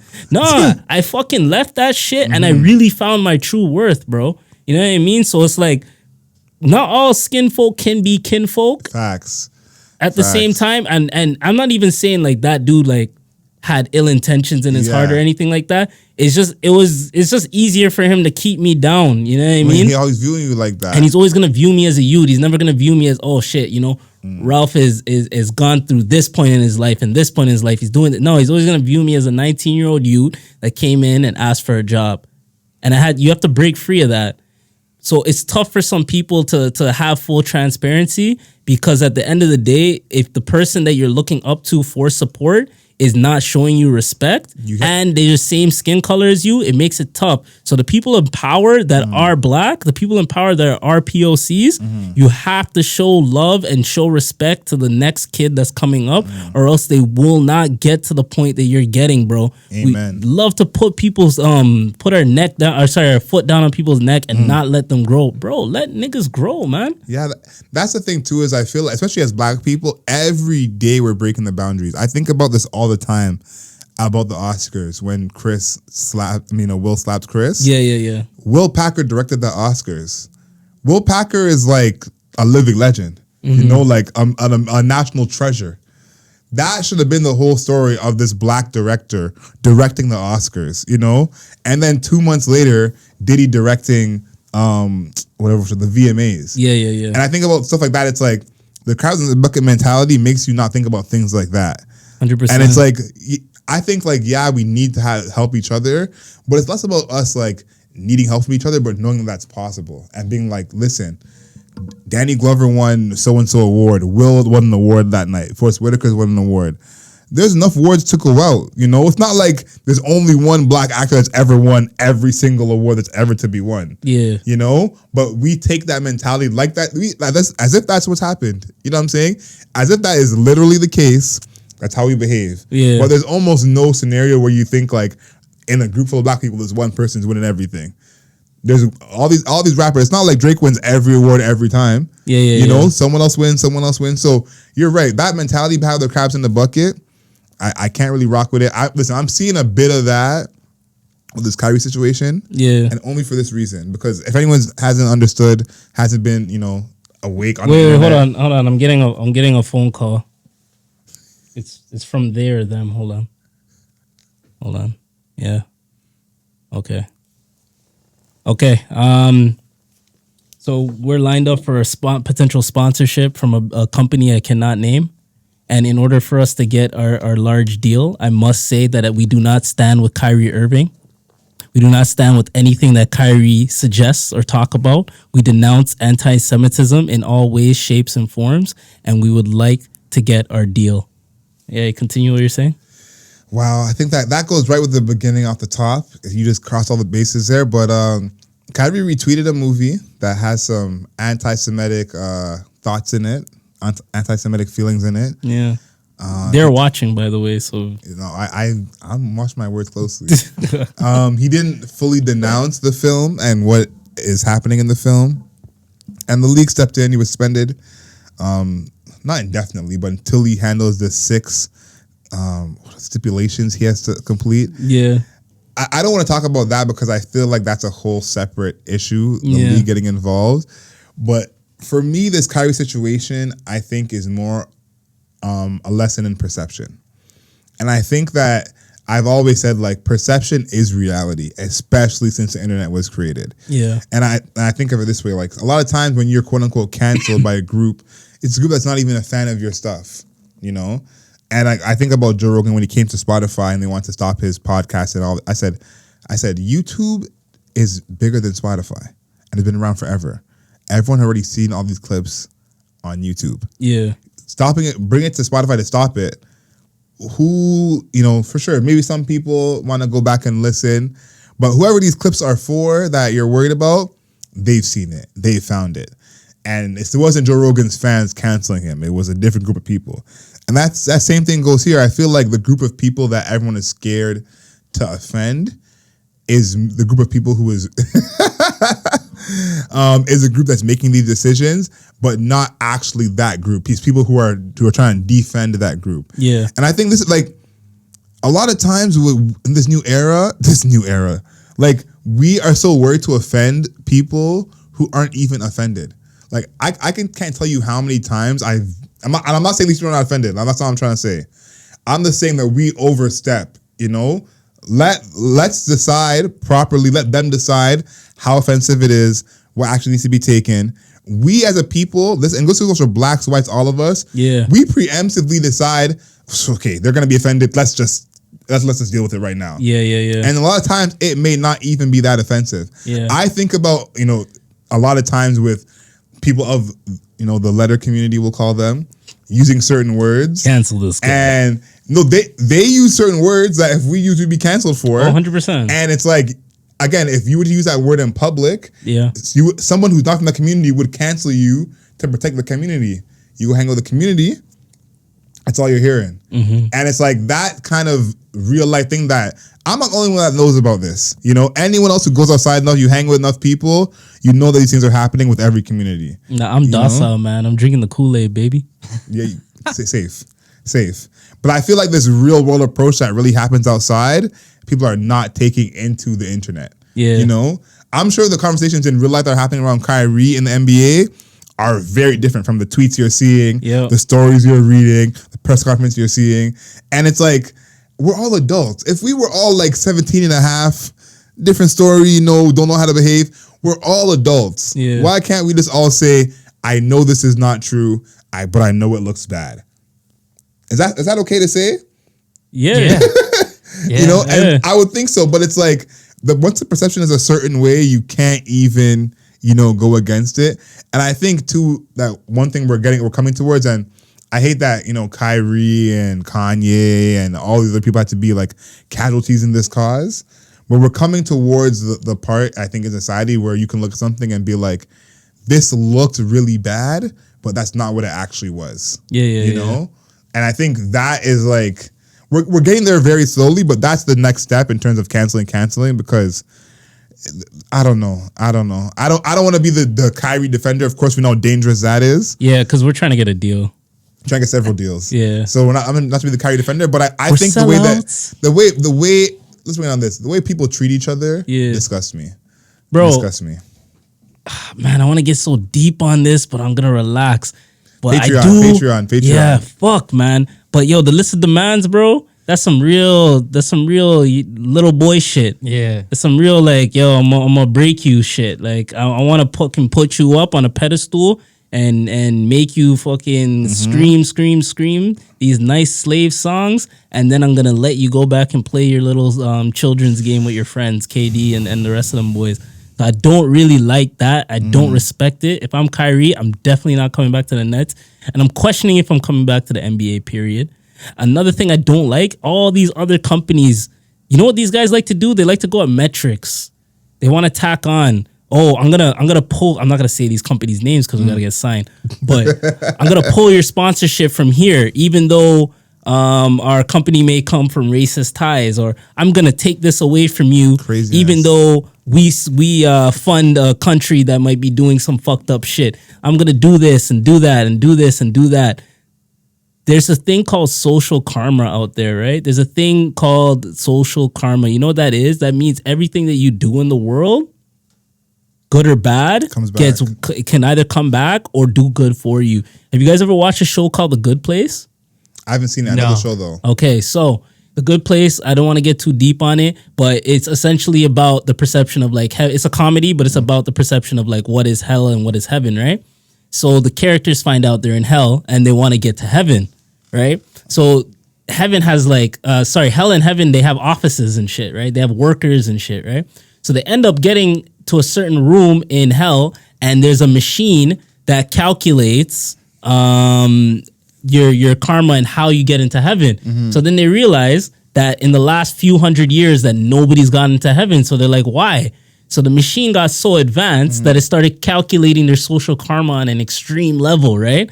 So this guy could be the nicest guy in the world, grow crops for starving villagers, but he bought an iPhone. And the iPhone parts came from like a slave trade or some shit like that. You know what I mean? So it kept going deeper and deeper and deeper on that, right? They'll be like, this guy, he held the door open for somebody and helped them get to another room, but they found out that person is a wife beater. So wow. He helped the wife beater. So it was like, it kept going deep and deep and deep and deep into that, right? So if we really, really get deep in our social karma, right? How can you as a company, I'm not even going to say the company's name, you guys are actually manufacturing and selling a movie, right? Digital, streaming, physical, whatever, you guys are selling it, right? How am I, as a seller of this movie, getting in less shit than the guy that's reposting the movie with no captions? That's my issue. That's the thing. Interesting. I feel like Kyrie should have definitely just denounced some of the things that seemed anti-Semitic or were anti-Semitic from the movie, but that's not hard to do. You know, I'm not anti-Semitic. Those things that he says I may have found them interesting, but I don't believe them to be true, and I don't have anti-Semitism. Yeah, simple. But at the same time, I think that there's a bunch of finger pointing that is like, how did the fingers get in this direction? Like, who we pointing it at? And I think too, like, the situation where Kyrie is already, a sticky situation type of player. You know, he's missed games every season for a myriad of issues. I feel like the cancellation coming from companies, that is a part that I think is interesting because I've seen so many people get quote unquote canceled and still do well. Now there's situations like the baby where he gets canceled and he's now selling 2-for-1 tickets. Yeah. That's a whole different story. But we've seen someone like Justin Bieber get canceled and still go number one. Kanye West, whatever it is. And so it's like Kyrie seems to me of that vein of like, first of all, his shoes, one of the most popular shoes ever, always. You're a hooper, we hoop, we know that. Yeah. You always see men's in Kyrie's. I wear Kyrie's right now. Don't say the company that sells it, please. Yeah, we're going to leave them out of it. Right. But Kyrie is a very popular shoe. Every edition of it, very popular shoe, very strong fan base. Yeah.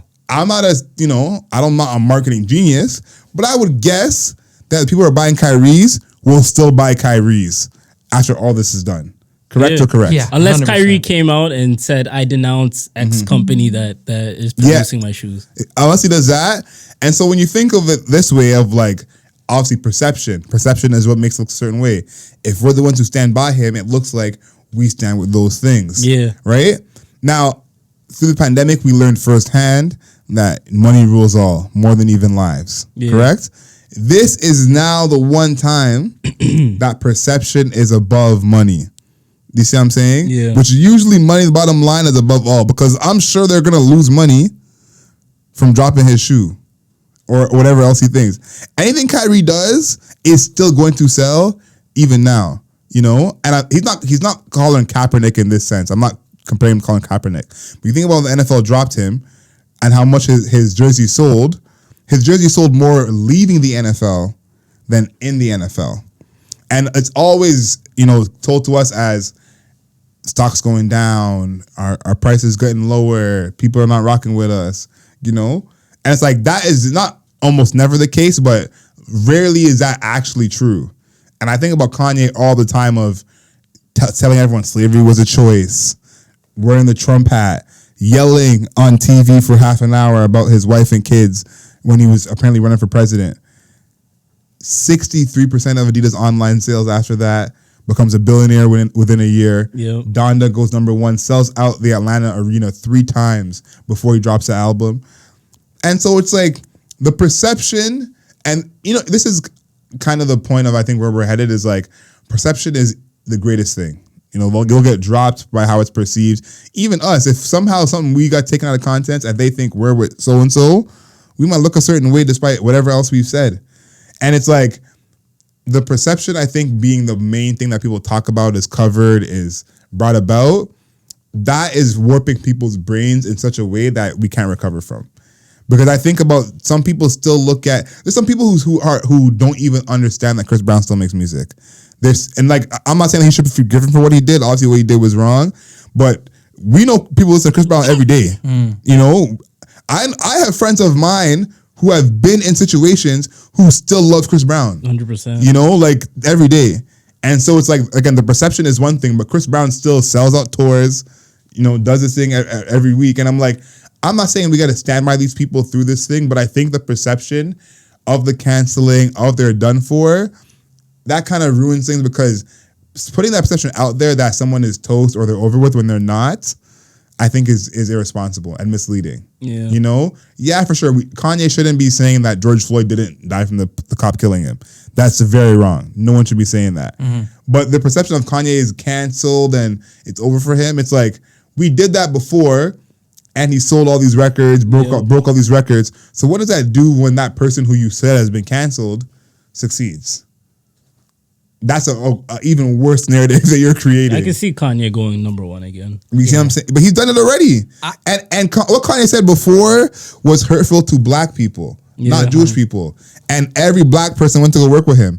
It's not like the corner of Jewish rappers is like, it's going to hurt his career. He said something hurtful to us, and we still ran to go bump him, work with him. His album is full of black people on it. That's true. And so it's like, what you kind of create that monster with all these people. You see everyone who gets canceled, how they talk after they get canceled, or how they move afterwards. And when they succeed afterwards or sell records afterwards, you're not. What do you think you're gonna kind of get the attitude out of that? So I feel like it's actually we treat each other, and the way we treat each other is a real problem. Yeah, we treat each other with such a level of misunderstanding and disrespect that I think it's immature. I think the misunderstanding is the biggest point too. It's immature. I think it's very immature. The same people that are writing articles and questioning things and tweeting, they don't even know the full information. Many of those reporters probably never watched the movie that Kyrie is talking about, and they got their talking points from their big boss, and they gotta go follow through on it. Like it's weird to me. But at the end of the day, we're trying to get signed, so we can continue to something else. Yeah, before we get riled up. This is the last thing before we get into our non-rap suggestions of the week. A big movie came out this past weekend. Yes. And there's something you mentioned earlier about this movie and talking about it, which I think we got to get to briefly because it's another big topic. But Wakanda Forever, the sequel to Black Panther, came out this weekend. Talk to me. I got to see it. I was very excited for this movie. Very, very excited. I think that what Black Panther, the first one, did is in the history books forever. Yeah. I think that even like it was a big moment at the time, it lasted a long time, and you saw that big moment kind of stretch into this one as well. I think that, no matter what happens after this movie, or no matter how this movie eventually is, seen, Black Panther is legendary and historic. 100%. And what it meant for the culture and what it did, even for the future of our business. Like, I think about Will Packer directing the Oscars. Black Panther is a part of that. Black Panther is a part of all of that. So before I say what I'm going to say, Black Panther is historic and it can never be taken away from us. Wakanda Forever, I think, fell a little bit short compared to the first one. I think it was a bit long and kind of dragged in the middle. And I'm not going to ruin it for everyone who still hasn't seen it. Spoilers for anybody. Or we're going to ruin it? Spoilers? Actually, no. We'll wait till the spoiler talk. Yeah, we'll wait. We'll wait. But I think that there was... The thing is with this movie that holds so much weight, there's a lot to do in this movie more than other franchises. I think in any superhero franchise, you have a lot to handle with just trying to stay true to the comics and true to the fans. Yeah. Just in that context, you have kind of so much responsibility that, it can be a heavier task than it should be. Adding onto that, the Africanness of this movie and the blackness of this movie and what this movie means to our culture, a lot of responsibility to take on in this film. And I feel like the death of Chadwick kind of added to that. That's why I show a lot of respect to Coogler, because the task that he was placed with, the pressure that he was placed with to not only honor Chadwick, but create a sequel to his biggest grossing movie, to, as you said, respect the fans and just handle himself with class on set. Like that's not only an actor that you worked with, that's a friend that passed, right? Yep. And I'm pretty sure none of them knew like about I believe it was colon cancer. Yeah, I'm pretty sure none of them knew. So I have to show so much respect to Winston Duke, Letitia Wright, Lupita Nyong'o, Martin Freeman, Coogler, Angela Bassett, et cetera, et cetera, et cetera. Michael B. Jordan, who was super close with Chadwick. So I have to show a lot of respect to these guys, because like that task of handling a movie, you can't tell if these guys are actually acting or if they're truly like feeling their real emotions during some of the scenes, right? I do want to say, I feel like the first movie is on par with this, but I say that in the sense that I feel like Wakanda Forever is more meaningful than it was a cinematic masterpiece. Yeah, it's more meaningful to us as Black people than it is as a cinematic like treat to go in and watch. Like visually, it was amazing. There's so many great things about the movie, but this is not like, I don't want to say it's like a 10 out of 10 film, because it's not a 10 out of 10 film. I do feel like the movie is a little too long at times. Yeah. I feel like they handle the comedy really well. Yes. As opposed to Thor Ragnarok, where it's like everybody's fucking Chris Tucker and Chris Rock. I hate that shit, bro. Everybody has comedy. That's too much. Let two people be funny and leave it at that. So like, I like the M'Baku scenes. We can get into a little bit of spoilers now for anybody that hasn't watched it, but I do feel like the movie did drag. I like Namor as a villain. He was a really good villain. Yeah. You know what I like? The music was really good. The music was good. Yeah. But overall, like the plot wasn't as tight as it could have been. I think, and big spoiler again, if you have not seen the movie, please fast forward this part.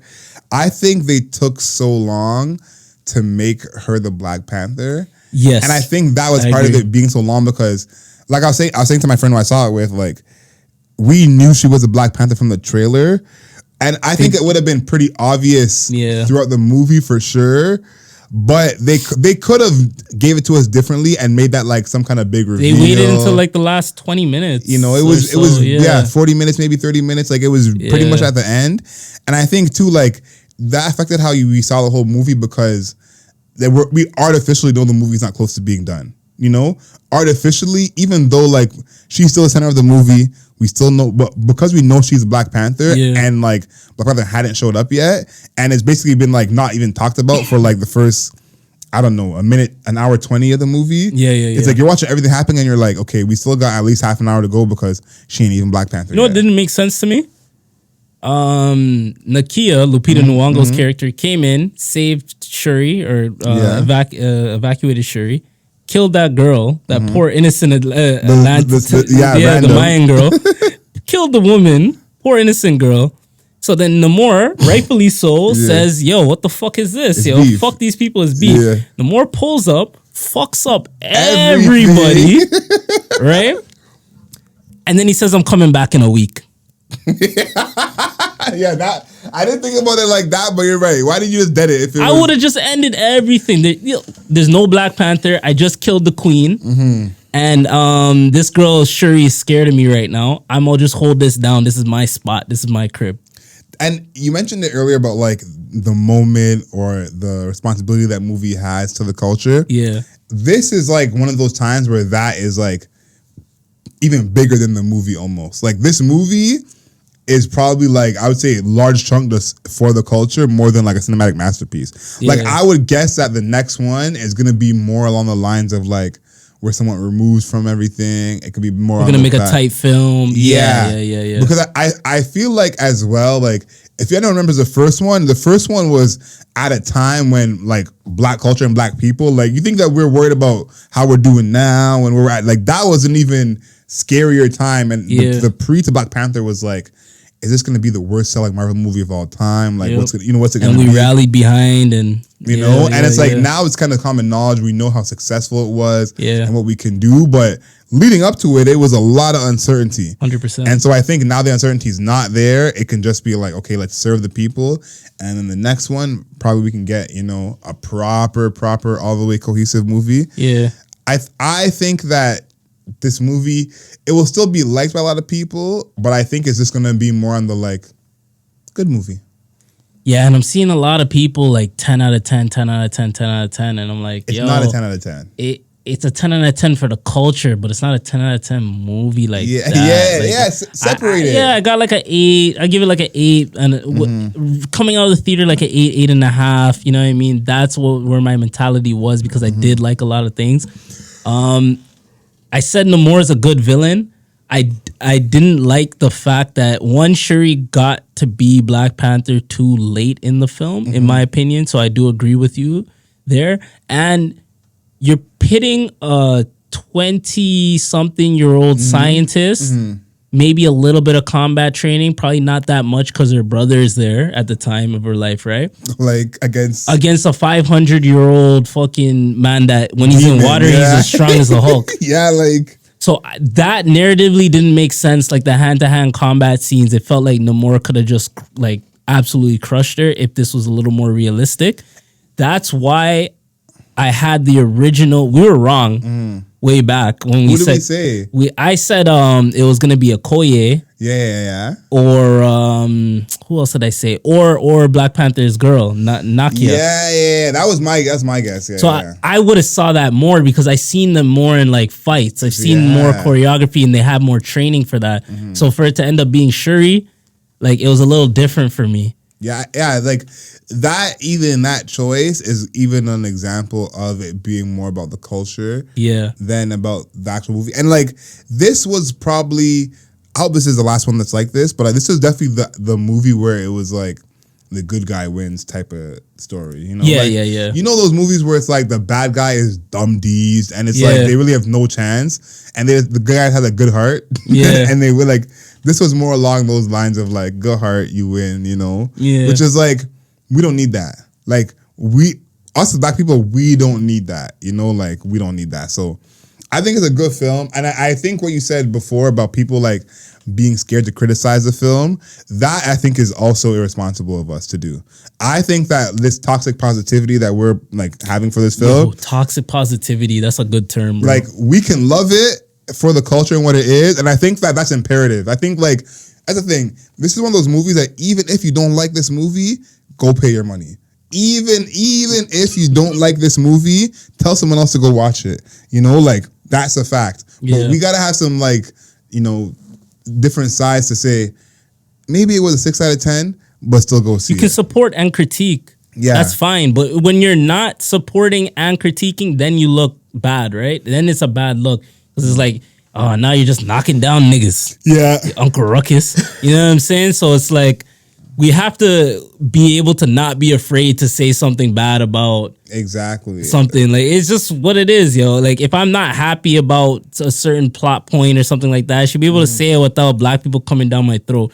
Like, I know somebody's gonna come after this and be like, oh, you don't want a woman to be Black Panther. No, shut the fuck up. I do want a woman to be Black Panther. I just think there's 2 other women that'll be better Black Panthers. That's just how I feel. And I like Letitia Wright as an actress, and I like the character of Shuri. But I just felt that, like, you know what I mean? Oh, I need M'Baku to be that's my Black Panther. No, I didn't say that. Yeah, I think too, like the being scared to criticize, that is a Black thing we really gotta find a way to conquer. We got like it's not mutually exclusive. It's not like it's either the best movie ever made or it's complete garbage. So we gotta find a way to kind of have that middle ground. Facts. I think this is probably the best segue into probably my favorite segment every week, the non-rap suggestion of the week. Oh, man. So last week, you called me out because 2 weeks ago, I didn't give you an R&B song. So you're like, yo, Ralph, I need not even an R&B song. You gave me a rap song. Yeah, during the non-rap suggestion. Yes. How ludicrous of me, right? Mm-hmm. So I came with 2 non-rap suggestions for the people. Okay. The first one, Bryson Tiller, you feel me? He had a track called Outside. I'm fucking with it because I'm not going outside anymore. It's too fucking cold, but I vibe with the song. My second song. Shout outs to Canadian artist. Division. I got Take It Slow. Off the new project. So there you go. Okay, yeah. I only have one suggestion. I'm not an overachiever like Ralph, so I mean, you suggested it. only have one suggested. This one is from another Canadian artist. So Canadian artist doing it big right now on the non-rap suggestions of the week. This one is from Child. Song's called Bon Voyage. Hey. Yeah, if y'all don't know about Child, please tap in. Like he's making his waves in R&B. People kind of know him already in America a little bit, but yeah, he's from Montreal. His last album has some real slaps on it. Okay. I don't know if this is breaking news, but he has a new album coming, so y'all will, y'all will hear that soon. But yeah, Bon Voyage, Child. Listen, Child is going to be one of the next R&B artists from Canada. So if this is your first time hearing about him, go listen to the full project and tap in. There you go. From the music man himself. And from Stax Edwards. Please talk to him. Oh man, I was thinking about that actually on the ride over because mostly I was just listening to Drake and Glorilla. But can I pick? I don't even know if you can find this song, but it's going to be related to an interview that I did recently. Ooh. So this is actually a dub plate. Okay. So it's there's an artist from Toronto called Blessed, reggae artist, and he has a song called "Don't Flinch." So this is the Typhoon Sound "Don't Flinch."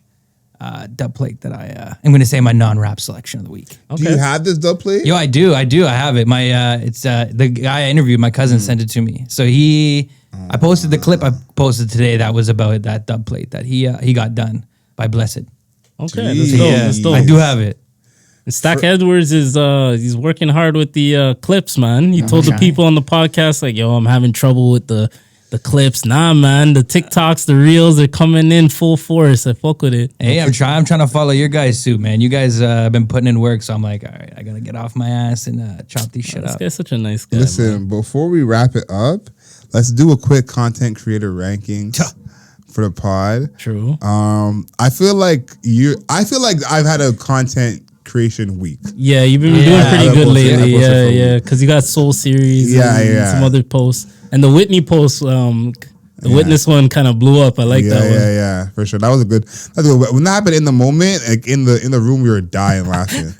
And I was like, you definitely like Fobs if you're out here going to Popeyes. And then I seen Chris post in his recent interview, so we're going to give Chris second place. So I think you're at the bottom of the content creator rankings right now. I'm about to post my dog, man. Don't worry. That will get you up for sure. Yo, you know what's funny? This is towards the end, so all the ladies are probably gone from the pod, so I can say this. I'm dead. But Saturday, I was posting like mad, yo. I don't know if you guys saw. I'm posting the dog, posting the selfies. Yeah, that's you know what I'm saying? I got the pink shirt. Yeah. Everything's good, right? Yo, my niggas screenshot it. Yo, they're like, oh, look at Mr. Bitches over here.